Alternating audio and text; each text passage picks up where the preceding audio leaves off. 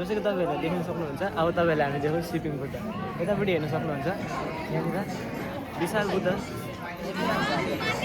यसको हाइट र वेट चाहिँ त मलाई थाहा भएन तर एकदमै ठुलो छ यो तपाईँ हेर्न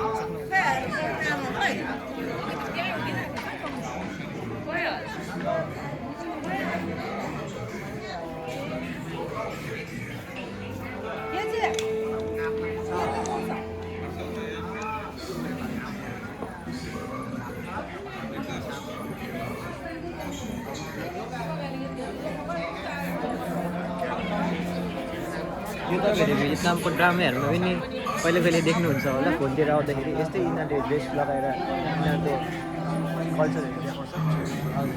यो चाहिँ पञ्चभिक्षु हो, यो देखाएको छ।